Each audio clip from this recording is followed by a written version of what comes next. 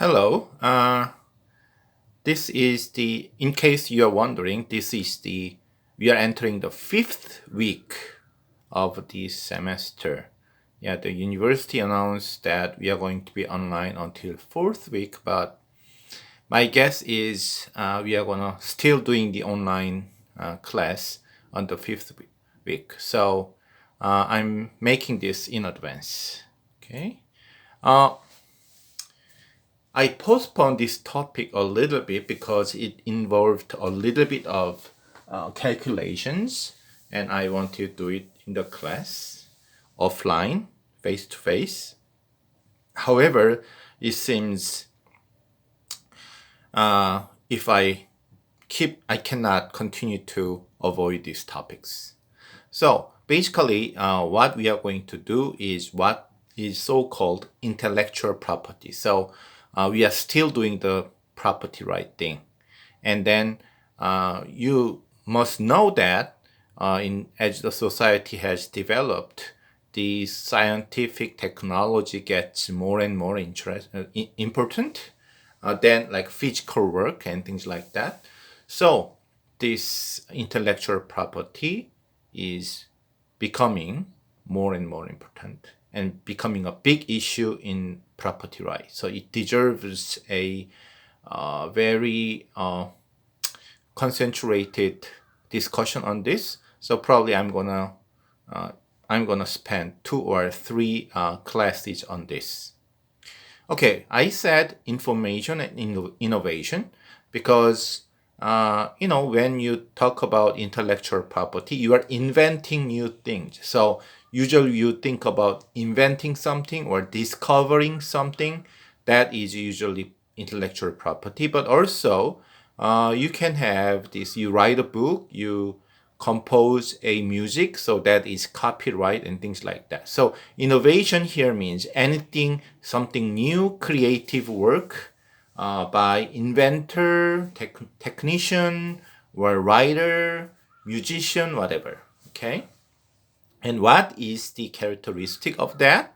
They are all the information. They are not like cars, or they are not like buildings. They are not like I don't know, these computers and things like that. It's the idea. Information here means idea. I mean, what is intellectual? Intellectual means you're using brain, not your physical work. Therefore, the intellectual property, the new idea, is in the form of information. Okay? Unlike apples, rice, bread, or this desk or computer, this information has some characteristics. That's what I talk about, these two things. Very difficult to pronounce. Non-appropriability. Maybe you already had taken the microeconomics. You are more familiar with non-exclusive. Non-exclusivity and non-rivalry are the characteristics of public good if you learn microeconomics. So information has the characteristics of public good. Just it seems the legal process, the law school, call it non-appropriability instead of non-exclusivity,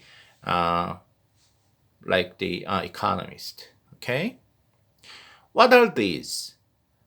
Non-appropriability or non-exclusivity is, I mean, it's very hard to exclude someone to have an access to the idea. For example,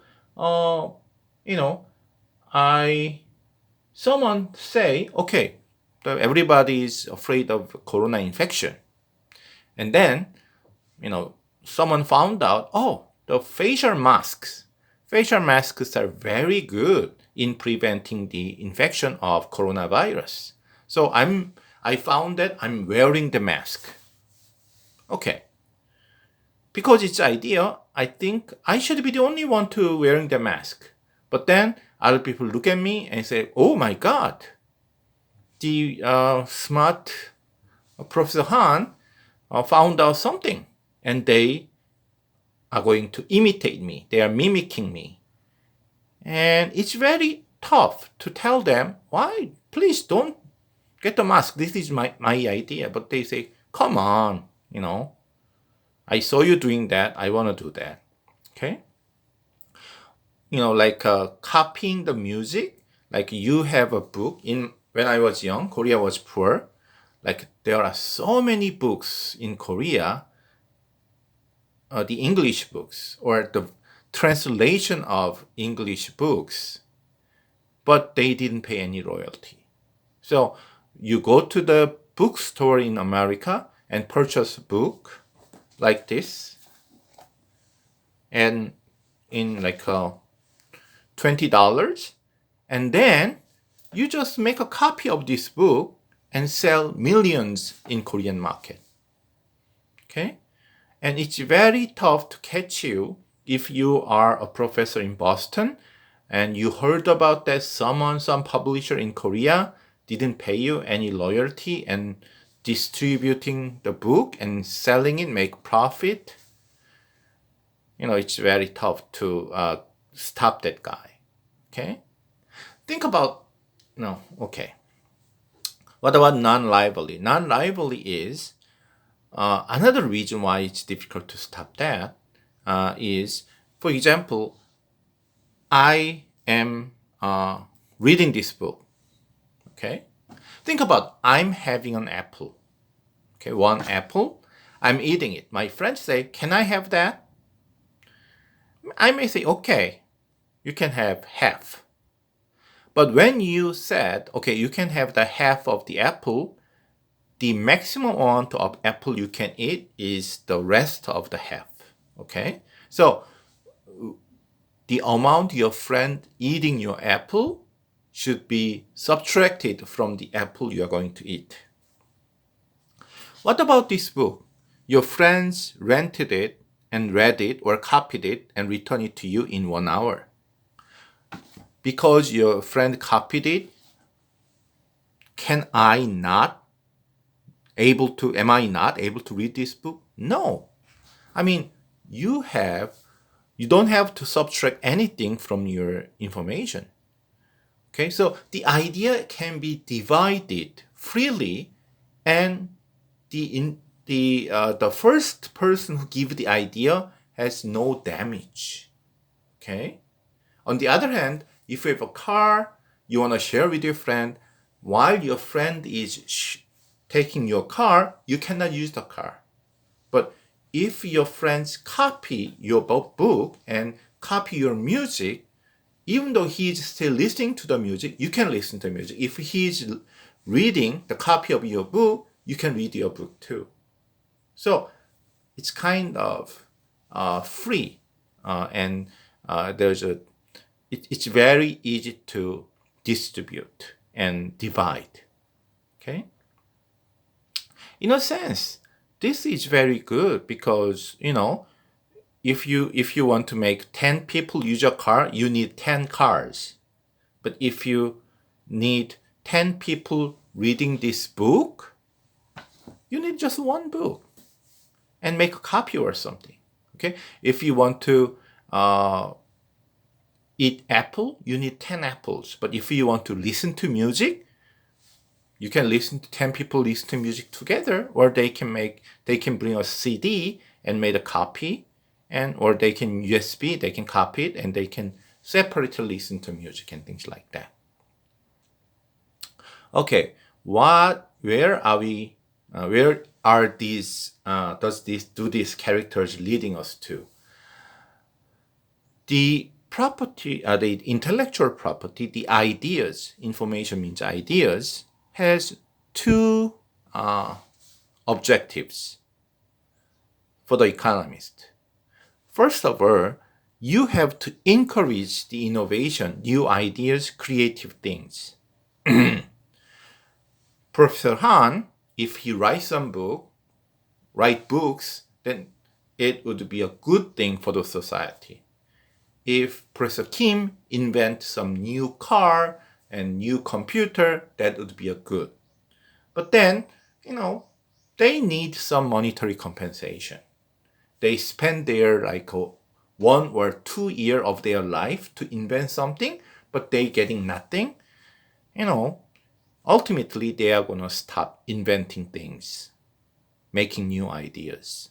Okay, so somehow we have to make these creative people to make more innovations for the society.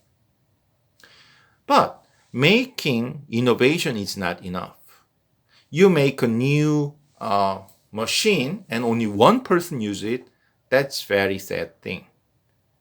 Instead, these 7 billion people around the world use that. I invented a medicine for coronavirus. Wow, that's a good example. The coronavirus should be cured. So many people are working on the medicine for coronavirus. So we have to encourage to make the new medicine for the coronavirus. But then, what if Professor Lee invented this new medicine, but he just make 3 capsules or something and give it to his family and to him, and that's it? Then what is the use of that? We have billions of people around the world who want to get that, have an access to that medicine. But for example, that medicine is so expensive. Only millionaires, maybe 10 people in Korea can get the medicine. Then that would be very sad. So we have to worry about spreading the innovation. So once you make a great medicine, you should make it cheap enough so that everybody in the world can get the medicine. Okay? They are the actual 2 objectives of concerning the intellectual property. Okay? The ideas. Encourage the new ideas and spreading it. But then you might have noticed there is a trade-off. It's contradicting each other. I mean, the person who make the medicine first want to make money. So he want to charge a high price for that. But if the price is too high, spreading it, giving it to many people would be impossible. For example, I invented coronavirus medicine. What would be more profitable?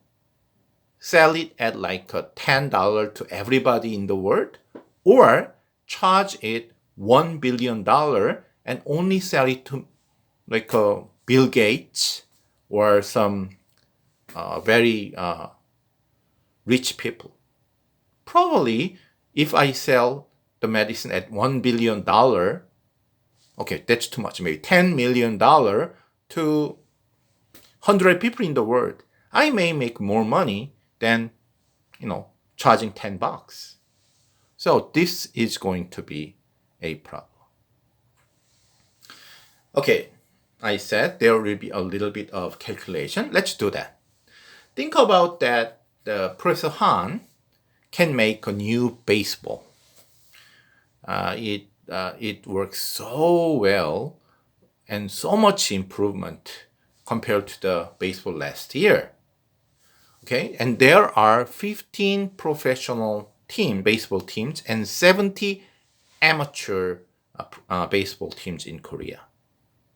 And the professionals, of course, they need the improved baseball badly. On the other hand, the amateurs, they are amateurs. They have bigger problem with their techniques than the quality of the baseball. So they may just pay $1 for the improvement. But the professionals, they are great in their techniques and body, muscles and everything.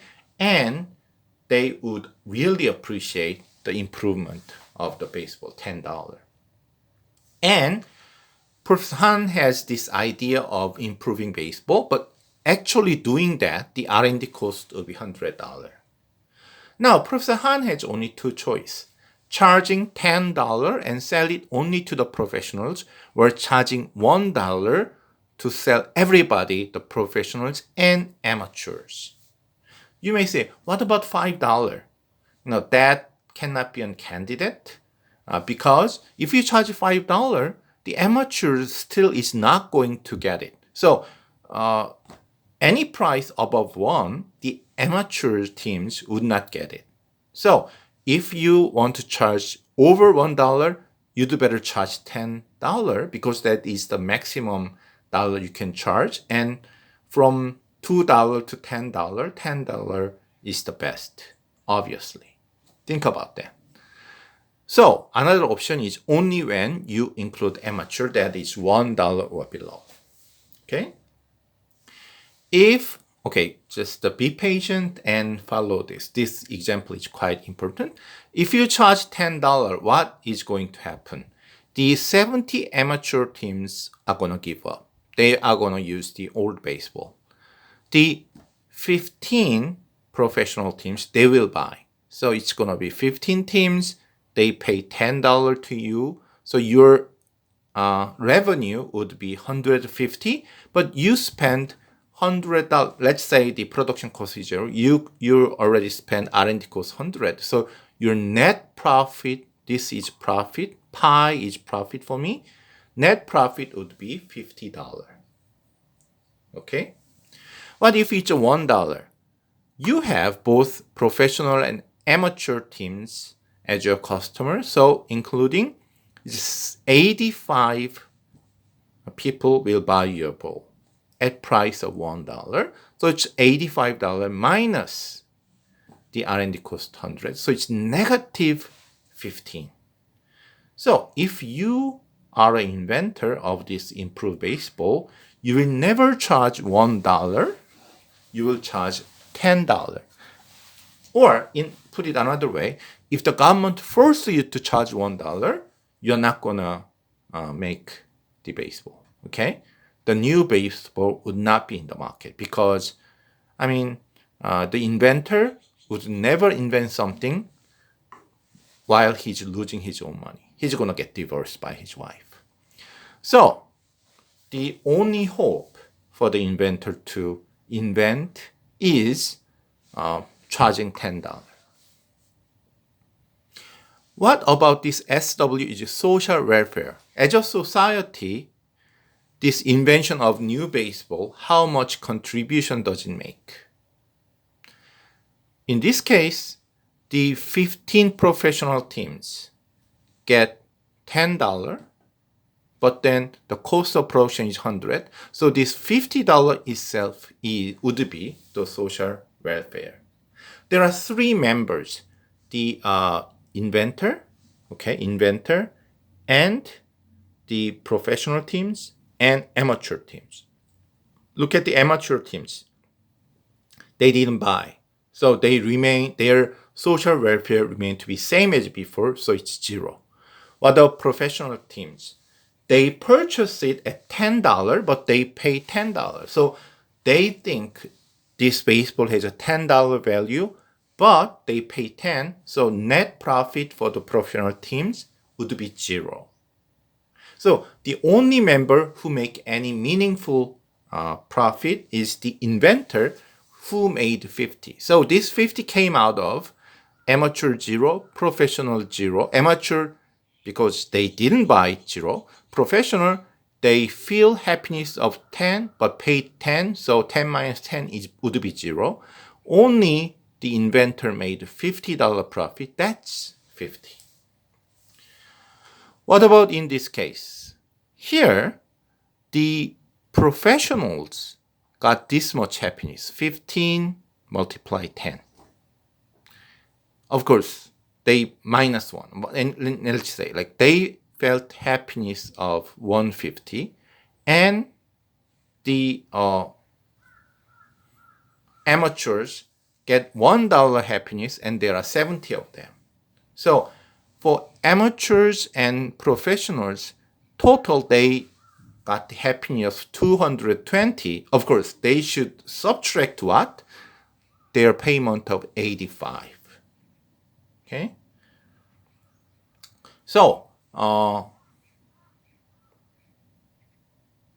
the happiness of actually the professionals 15 multiply 9 to be exact, and the amateurs 70 multiply 0 because they are happiness 1 and minus 1. So this is going to be 0. But 15 multiplied 9 would be, let me see, 145. Okay. 145, 9, 135.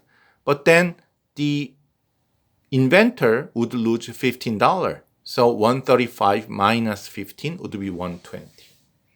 Okay? So if you look at that, the social welfare would be much bigger, change from 50 to 120 when the price would be 1.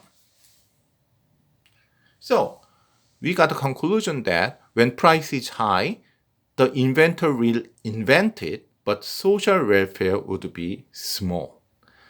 If the price is low, the social welfare would be much bigger, but then because of negative profit, it would not be invented. So P equal 10 means we are encouraging enough to the inventor to invent it. But then we prevent the spreading of this idea and new baseball. That is why social welfare is 0. If the price is low, once the ball is invented, it would spread very much. So that's why social welfare is high.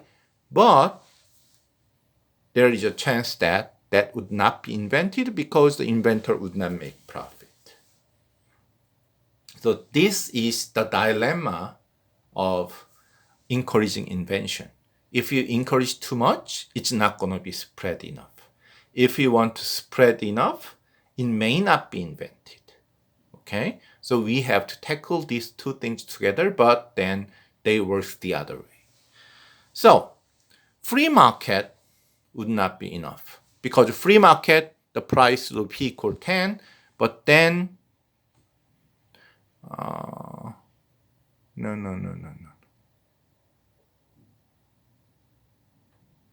Let me see. I think it's the other way.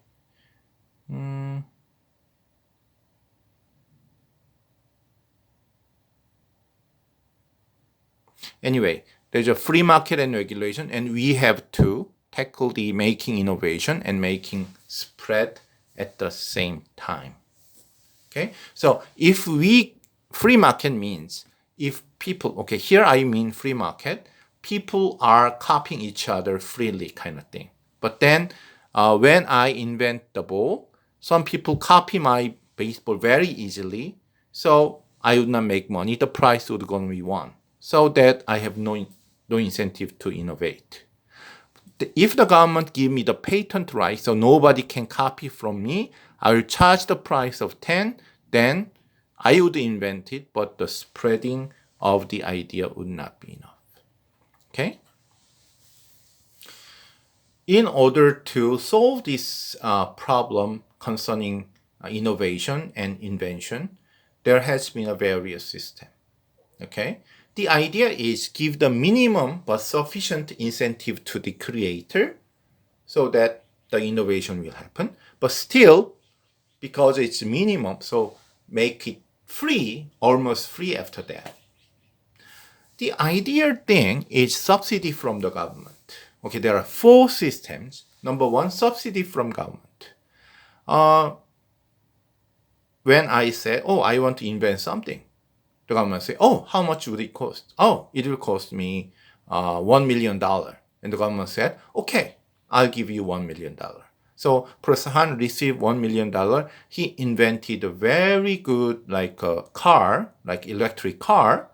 Then the government said, because we paid you, you should sell it at the free. You shouldn't get any royalty.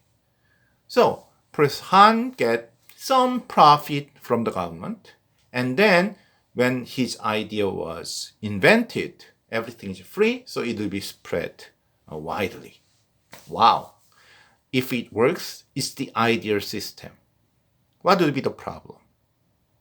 Okay, Professor Han knows that this has no value. He's working on something and he has no value. But he just argued the government that if I succeed to this invention, it would be great. So he get many research funds and he do research. And from my experience as a university professor, we got much research fund from the government every year, but not many of them are, if I may frank about it, useless.